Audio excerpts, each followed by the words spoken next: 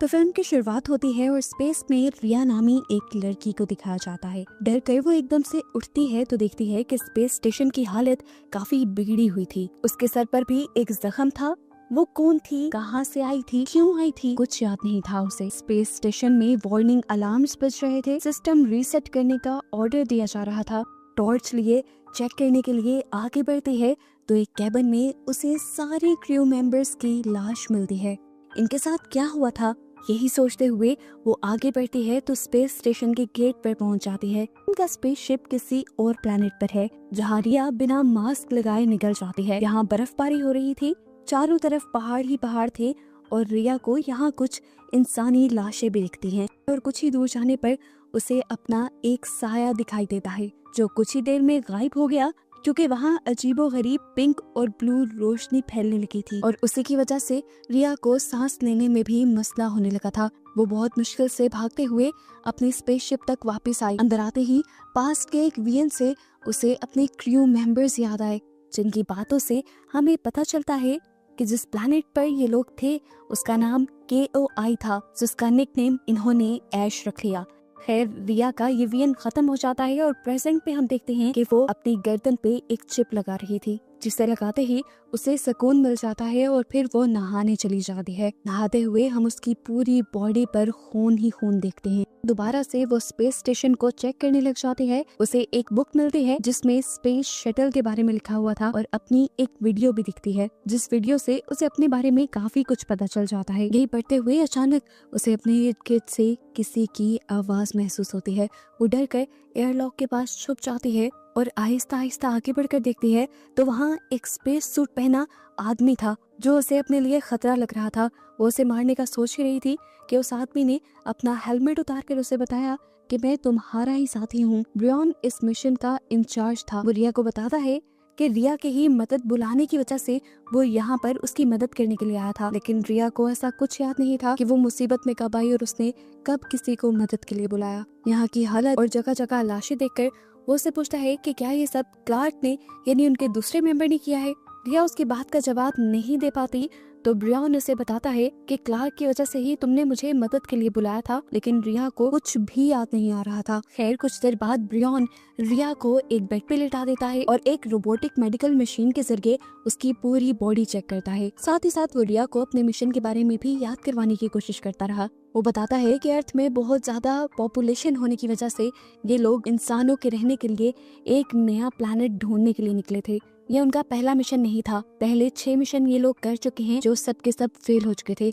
ये 7वां और आखिरी मिशन था और यही मिशन इंसानों की आखिरी उम्मीद है। वो बताता है इस टाइम ये लोग जिस प्लैनेट पे हैं उसका नाम है KOI। रिया यहाँ पर उठ के बैठ जाती है और ब्रियन से पूछती है मुझे पहले मेरे बारे में बताओ कि मैं कौन हूँ। तो ब्रियन उसे नहीं बताता और कहता है कि तुम्हें खुद ही याद आने लगेगा। रिया सोने के लिए चली जाती है और आधी रात को उसकी डर कर आँख खुलती है। वो अपने सामने अधमरे इंसान को देखती है जो जख्मी था, लेकिन अगले ही पल वो गायब हो गया और रिया समझ गई कि वो हेलुसिनेट कर रही है। अगली सुबह रिया और ब्रियन उठते हैं और यहाँ मौजूद अपने सभी क्रू मेंबर्स की लाशें इस स्पेसशिप से बाहर निकालने लगते हैं क्योंकि उनकी वजह से यहाँ स्मेल होने लगी थी। क्लार्क उनकी एक क्रू मेंबर जिसका कोई पता नहीं था, ये लोग उसके बारे में बात करते हैं। इन्हें लग रहा था कि वो स्पेस स्टेशन से बाहर भी जा सकती है और ये सब जो हुआ है वो भी उसी का किया हुआ है। ब्रियन कहता है हमें ज्यादा टेंशन लेने की जरूरत नहीं है, अगर वो बाहर है तो जैसे ही उसका ऑक्सीजन खत्म होगा तो उसे अंदर आना पड़ेगा।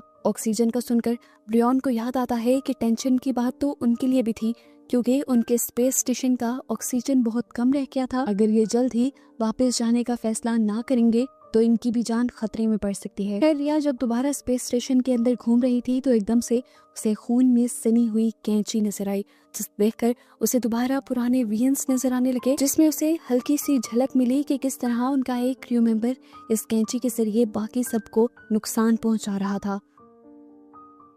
अभी वो ये सब सोच रही थी कि यहाँ पर ब्रियन आ गया जिसने उसे बताया कि बाहर प्लैनेट पे एक बहुत बुरा तूफान आ रहा है।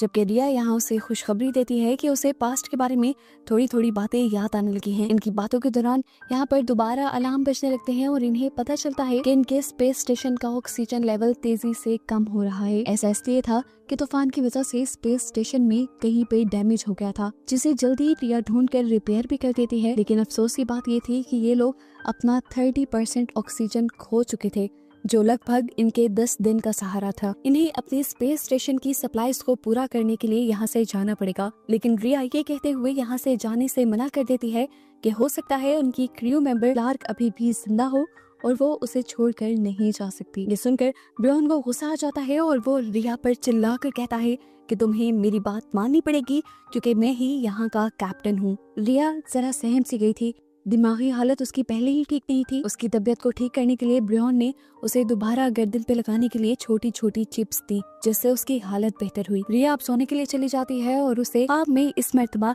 अपना दूसरा क्रू मेंबर दिखाई देता है, जो असल में उसका हस्बैंड भी था। ये दोनों उस टाइम किसी और प्लेनेट पे थे और वहीं पर रिया एक बहुत बड़ा सा गड्ढा देखती है जिसके अंदर से लगातार एनर्जी निकल रही थी। उसका हस्बैंड उसे कहता है उसके करीब मत जाना, वो खतरनाक है।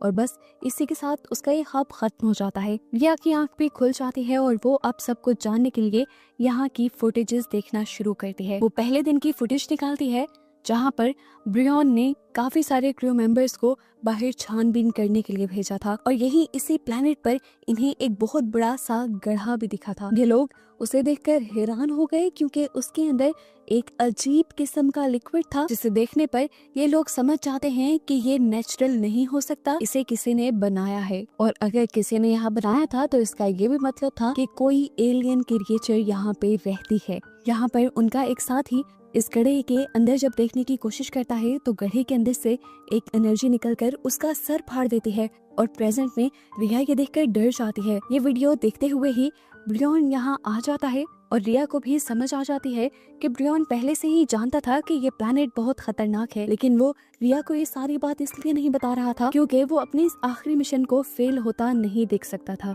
यहाँ पे रिया ये भी समझ आती है कि वो जो छोटे छोटे पैचेस ब्रियन उसे देता है वो उसकी मेमोरीज को भुलाने के लिए है, ताकि उसे कुछ याद ना आए और वो सिर्फ मिशन पे फोकस करे। लेकिन अब जब रिया को काफी सारे फ्लैशबैक और काफी सारी चीजें याद आ चुकी थी तो उसने फैसला किया कि वो बिना अपनी क्रू मेंबर क्लार्क को छोड़े यहाँ से कहीं नहीं जाएगी। साथ ही वो ये भी पता लगा के रहेगी कि उनके बाकी क्रू मेंबर्स के साथ क्या हुआ था। उसकी ये बात सुनकर ब्रियन उसकी गर्दन पर 2 छोटी छोटी और चिप्स लगा देता है और उसे उसके कमरे में सुला देता है।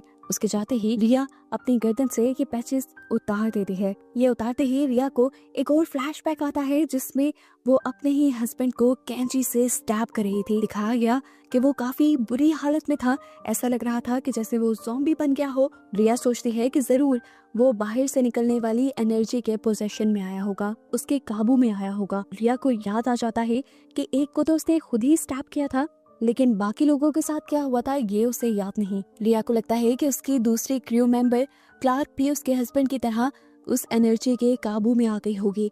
हस्बैंड को तो उसने खुद खत्म कर दिया था, पर रिया को लग रहा था कि जरूर क्लार्क ने ही बाकी सब क्रू मेंबर्स को मारा होगा। ये बात ब्रियन को बताने के लिए जब वो बाहर जाती है तो उसका सामना हो जाता है क्लार्क से, जो अब स्टेशन वापस आ चुकी है। रिया उससे बचते हुए पूरे स्टेशन में ब्रियन को ढूंढती है, लेकिन अब उसे ब्रियन कहीं नहीं मिल रहा था। वो जल्दी से अपना स्पेस सूट पहनकर उसे ढूंढने के लिए बाहर गई तो वहाँ पर उसे ब्रियन की लाश दिखी। जिस हालत में वो लाश थी, रिया को ज्यादा वक्त नहीं लगा ये समझने में कि उसे मरे हुए काफी वक्त हो चुका है। तो इतनी देर से जिस ब्रियन को वो अपने साथ देख रही थी, आखिर वो कौन था? अभी रिया ये सोच ही रही थी कि क्लार्क उसके पीछे आ गई उसे मारने के लिए। उससे बचने के लिए उससे लड़ते हुए रिया स्टेशन में वापस आ जाती है और क्लार्क अभी भी उसके पीछे पड़ी हुई थी। इससे पहले कि वो रिया को पूरी तरह मार देती, रिया ही क्लार्क के हेलमेट में पानी भर देती है, जिससे सांस घुटने की वजह से वो मारी जाती है। रोबोटिक मेडिसिन डिवाइस से जब रिया क्लार्क को चेक करती है तो उसे पता चलता है कि उसकी बॉडी में तो किसी किस्म की इन्फेक्शन नहीं थी, तो आखिर वो फिर सबको क्यों मार रही थी? रिया की अपनी हालत भी खराब हो रही थी। क्लार्क की बॉडी को उस प्लेनेट पे ही छोड़ने के बाद वो वापस जाने का फैसला करती है, लेकिन अब उसका स्पेस स्टेशन भी काम नहीं कर रहा था। उसकी हालत बिगड़ने लगी। अपनी तबीयत को बेहतर रखने के लिए उसने 2 चिप्स अपने गले पे लगा ली। जहन में इतनी उलझने चल रही थी, हालत उसकी फिर भी बेहतर नहीं हुई। उसने फैसला किया कि अब वो ब्रियन की बॉडी को चेक करेगी और देखेगी कि आखिर उसे मरे हुए कितना वक्त हो गया है। इस रोबोटिक मेडिसिन डिवाइस के जरिए उसे पता चलता है कि ब्रियन भी अब से 51 घंटे पहले यानी लगभग 2 दिन पहले मर चुका था और उसकी मौत उसके सर पे जोरदार होने वाले वार की वजह से हुई थी। इस चीज ने रिया को और भी ज्यादा कंफ्यूज कर दिया कि आखिर 2 दिन से वो जिसके साथ थी वो कौन था। दोबारा से स्पेसशिप में वार्निंग अलार्म्स बजने लगते हैं और रिया को किसी के अंदर आने की आवाज सुनाई देती है। ये एलियन भी हो सकता था। बड़े एहतियात से रिया चेक करने के लिए जाती है तो उसे दोबारा जिंदा ब्रियन नजर आता है। ब्रियन की लाश तो वो अभी देख कर आई थी, सामने कौन था वो पूरी तरह डर गई। तब इस ब्रियन ने बताया कि मैं तो तुम्हारी सोच का एक हिस्सा हूँ। रिया उसकी बात नहीं समझ पाती तो ये ब्रियन उसके सर के जख्म के अंदर दोनों उंगलियां डाल देता है और यहाँ से सीन्स एकदम से फ्लैशबैक में चले जाते हैं। वो दिन हमें दिखाया जाता है जिस दिन इनका स्पेसशिप इस प्लैनेट पे लैंड किया था। यहाँ आते ही सबसे पहले उन्हें वो गड्ढा दिखा जिसे पहले ही इनके स्पेस स्टेशन ने किसी एनर्जी के तौर पे सेंस कर लिया था। इनका एक क्रू मेंबर जैसे ही उस गड्ढे के अंदर झांकता है तो किसी मेट्रॉइड की तरह एनर्जी की रेज उसके ऊपर हमला कर देती हैं और वो वहीं मारा जाता है। यह हादसा इन सब के लिए बहुत ज्यादा शॉकिंग था। ये सब लोग फौरन अपने स्पेस स्टेशन के अंदर आ जाते हैं। खैर इन्हें अपने मिशन को नहीं भूलना था, इन्हें इस प्लैनेट की जांच करनी थी और इसे इंसानों के रहने के काबिल बनाना था। साइंटिस्ट हर रोज यहाँ की रिसर्च पे लग जाते हैं और यहाँ इन्हें छोटा सा पैरासाइट मिलता है। एक अजीब और सबसे डिफरेंट बात ये थी, ये था तो एक जिंदा जानवर, एक जिंदा पैरासाइट, लेकिन इसके अंदर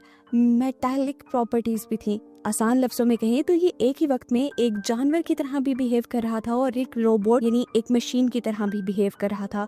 ये लोग इस पैरासाइट के ही जरिए पता चलाने वाले थे कि इंसान यहाँ पर जिंदा रह सकते हैं कि नहीं। रिया जो कि साइंटिस्ट थी वो इस पैरासाइट पर एक्सपेरिमेंट्स करना शुरू कर देती है। वो इस पैरासाइट का एक छोटा सा टुकड़ा काट कर एक ट्रे पे रख देती है। वो चेक करना चाह रही थी कि ये खुद से बढ़ेगा या नहीं, लेकिन ये पैरासाइट उनकी सोच से भी तेजी से बढ़ता है। पीछे से रिया के हस्बैंड ने नोटिस कर लिया था और वो यही बात रिया को बताने ही आ रहा था कि एकदम से वो पैरासाइट बहुत बड़ा होकर उसके नाक के अंदर चला गया और उसकी बॉडी में जाते ही उसने उसके दिमाग के ऊपर कंट्रोल कर लिया। इसीलिए वो फौरन रिया के ऊपर हमला कर देता है और रिया अपने आप को बचाने के लिए अपने इस साथी को ही कैंची से स्टैब करते हुए मार देती है। अब ये पैरासाइट जो उसके हस्बैंड के अंदर था वो जल्दी से निकलकर उसके साथ खड़े एक दूसरे क्रू मेंबर के अंदर चला जाता है और अब उसके दिमाग पे भी वो कंट्रोल कर चुका था।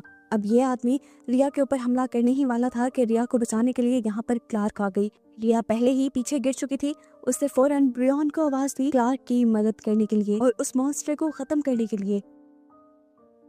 ब्रियन जैसे ही यहाँ पर आता है तो वो मॉन्स्टर बना इंसान ब्रियन के ऊपर ही हमला कर देता है और उसके सर पे पीछे से स्टिक मारते हुए उसे भी यहाँ मार देता है। इससे पहले कि अब वही मॉन्स्टर बना इंसान क्लार्क के ऊपर भी हमला कर देता, रिया क्लार्क को यहाँ से बाहर भेज देती है, जबकि यहाँ ये मॉन्स्टर बना इंसान अब अपने दिमाग की ताकत से ही रिया को पोजेस करते हुए उसे अपने पास बुलाता है और उस पर हमला करने ही वाला होता है कि रिया को होश आ जाता है और वो उसे भी स्टैब करके मार देती है। लेकिन उसके अंदर का मॉन्स्टर नहीं मरता और वो उस आदमी के दिमाग से निकलकर अब रिया के सर के चोट के अंदर चला जाता है और रिया के पूरे जिस्म को कंट्रोल में ले लेता है। यानी ट्विस्ट ये था, इन्फेक्टेड असल में क्लार्क नहीं थी बल्कि रिया थी और इसी पैरासाइट के दिमाग को कंट्रोल करने की वजह से रिया अपनी सारी मेमोरी भी भूल चुकी थी। सीन्स प्रेजेंट में आते हैं और हम देखते हैं कि उस पैरासाइट ने पूरी तरह से रिया के माइंड पे कंट्रोल किया हुआ था।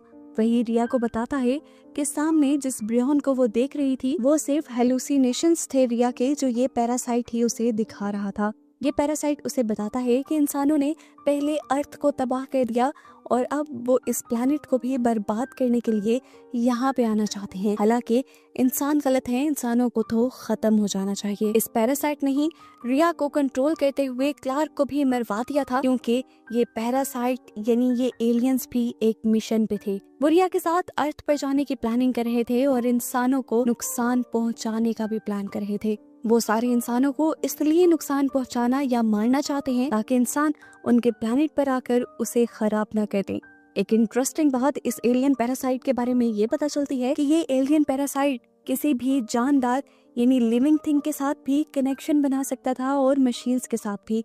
इसी तरह उसने स्पेस स्टेशन के साथ भी लिंक बना लिया और साथ में रिया के साथ भी। मूवी के स्टार्ट होते ही जो वार्निंग अलार्म्स बज रहे थे वो गलत नहीं थे। स्पेस स्टेशन में सच में ये एलियन थे, लेकिन रिया को नजर इसलिए नहीं आए क्योंकि वो खुद रिया की बॉडी के अंदर थे। रिया को जैसे ही सारी चीजें याद आती हैं तो उसे समझ आ जाता है कि ये पैरासाइट उसके लिए और साथ ही साथ दुनिया के लिए बहुत ज्यादा खतरनाक साबित हो सकता है। वो फौरन ही अपनी रोबोटिक मेडिकल डिवाइस की मदद से अपनी सर्जरी करवाती है और उस पैरासाइट को अपने सर से बाहर निकलवा देती है। रिया की बॉडी से निकलने के बावजूद भी ये पैरासाइट शांति से नहीं बैठता, बल्कि ये जाकर ब्रियन की डेड बॉडी के अंदर चला जाता है और उसकी डेड बॉडी के अंदर तेजी से चेंजेस करते हुए उसे मॉन्स्टर बना देता है और फिर उसी मॉन्स्टर के जरिए रिया को भी मरवा देता है और ब्रियन की पूरी बॉडी पर कंट्रोल करते हुए उसकी बॉडी में तेजी से चेंजेस करता है और उसे एक भयानक मॉन्स्टर बनाते हुए उससे रिया पर अटैक करवा देता है। रिया उससे लड़ना तो चाह रही थी, लेकिन वो मॉन्स्टर उससे कई ज्यादा ताकतवर था। रिया अपने आप को इससे छुड़वा ही पाई, यही बहुत बड़ी बात थी। अब रिया अपना दिमाग चलाती है और यहाँ पे एक फायर गन लेते हुए उस मॉन्स्टर को जलाकर मार देती है, जिसके बाद फाइनली उसकी जान बच गई थी। मिशन तो ये उनका फेल हो गया था, लेकिन अब उसका दुनिया पे जाकर ये सारी इन्फॉर्मेशन देना बहुत जरूरी था। वो फौरन अपने स्पेस स्टेशन को वापस दुनिया की तरफ मोड़ देती है और जाते हुए उसे अपने सारे क्रू मेंबर्स याद आते हैं। मूवी के पोस्ट क्रेडिट सीन में हमें दिखाया जाता है कि रिया अपने मकसद में पूरी तरह कामयाब नहीं हुई थी। उसे लग रहा था कि उसने एलियंस से अपनी स्पेस स्टेशन को बचा लिया और वो अर्थ पे वापस चली जाएगी, लेकिन स्पेस स्टेशन को जब बाहर से दिखाया जाता है तो पता चलता है कि एलियंस ने पूरी तरह से इस पूरे ही स्पेस स्टेशन को अपने अंदर लपेटा हुआ था और वो भी रिया के साथ साथ जमीन की तरफ बढ़ रहा था और जमीन पे एक बहुत बड़ा खतरा आने वाला था। और बस यही दिखाते हुए ये मूवी यहाँ एंड हो जाती है।